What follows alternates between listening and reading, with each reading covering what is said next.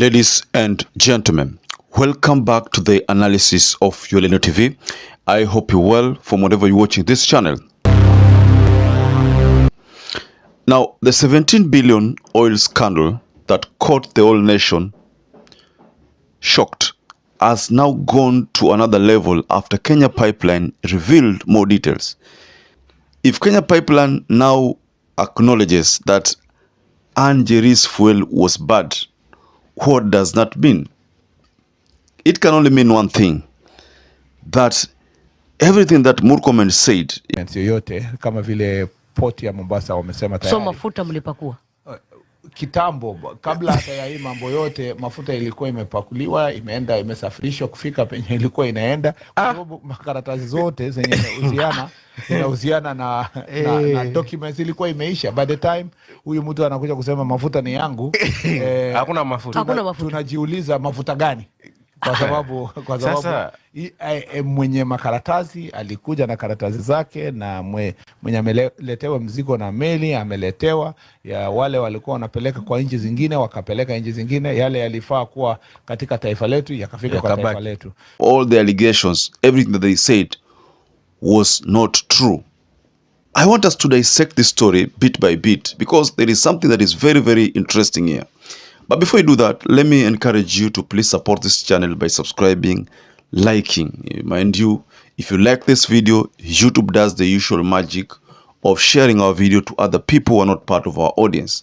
Now, to those who supported us before, I'm so grateful for that support. NTV Kenya X-Handle could not be wrong when NTV shared this story.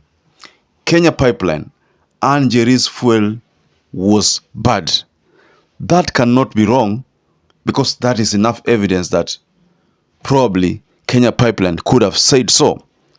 It could have been through a video, or through a newsletter, any kind of media. But for Kenya Pipeline to confess that NJERI's fuel was bad, that means they are the ones that took that oil. So, if you remember, first time this matter came or surfaced, MURKOMEN was, I think, in Mombasa, one of the, I think, was it Mo FM? There was a certain FM station. Now, MURKOMEN had been hosted there, So, in his statement, he said, in fact, even the KPMD also supported MURKOMEN. They said that the documentation did not reveal whether NJERI was the owner of that consignment. And they said that she should prove that she's the one. So what Kenya Pipeline is saying now, that the fuel was bad, can only point to one thing.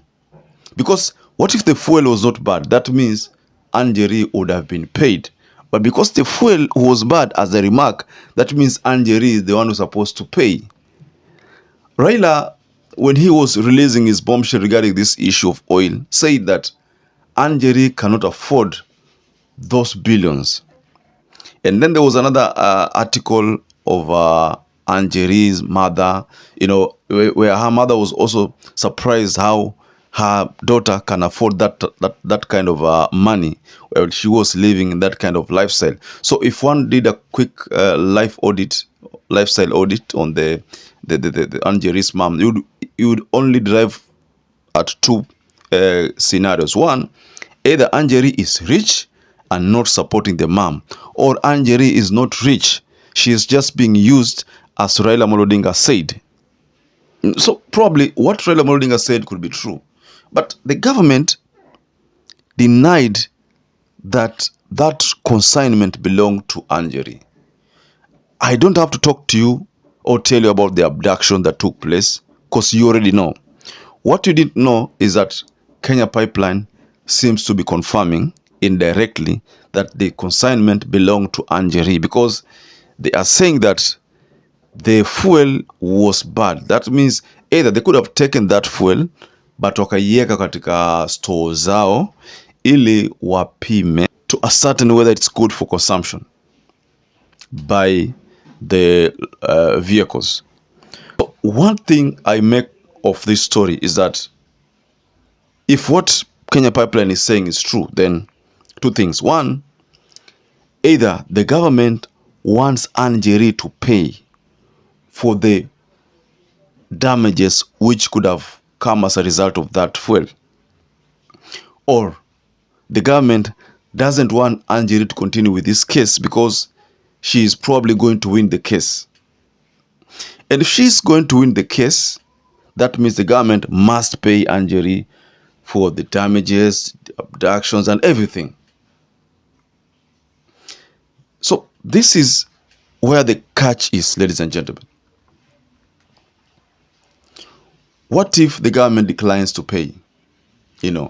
But honestly, rules of procurement. If I procure something from you as a supplier and then you deliver to me something that is not of the right standard as agreed, then what is supposed to happen is that I am supposed to return this consignment back to you for exchange, probably at your own cost, because I had ordered for something that is of the right standard, but then since you supplied something that is not of the right standard, then I should return it back to you, correct whatever you want to correct, and then send it back to me. But this comes a scenario where, first of all, the government agents denied that fuel belonged to NJERI. So if NJERI still claims that it has, even though the Raila Amolo Odinga said it's not possible that hiyo mafuta iwe ya NJERI. NJERI anatumika tu, kuna watu na benefit, yeye anatumika tu, ako tu pale kama face. So that is what Raila Amolo Odinga said. There were some people from UDA, some bloggers who said the consignment could have belonged to Uhuru. Ndio maana maybe Uhuru alirudi wakati huo. Those are some bloggers who are saying who are spreading those kind of malicious propaganda. But the bottom line here is that if Raila Amolo Odinga made that kind of a statement, then it cannot be that consignment belonged to Uhuru. Hiyo ni tule propaganda ya kawaida. But the fact that NJERI has been complaining that hii mafuta ni yangu, even though wakati huo alipokuwa abducted, that is the time ile mafuta ilipokuja ilichukuliwa yote ikaingizwa kwa pipe. And Murkomen confirmed it during that FM interview. He confirmed that is what happened. Ilichukuliwa yote. But that time, the KPA MD said, going by the documentations, your consignment is your NJERI. So pipeline is saying NJERI's fuel was not fit for use by locomotives. Hapo ndo kuna shida.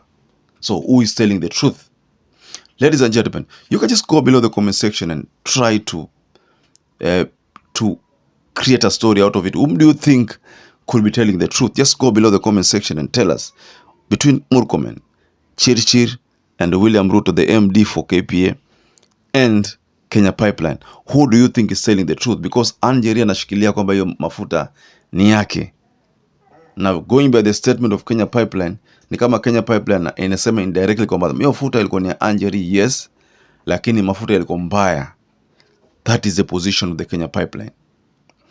So, ladies and gentlemen, perhaps if you're watching this video and you have not subscribed, take 1 second and subscribe to this channel. Give this video a like so that YouTube can share this video to other people who are not part of our audience. Now, until you catch up again, stay safe and stay blessed.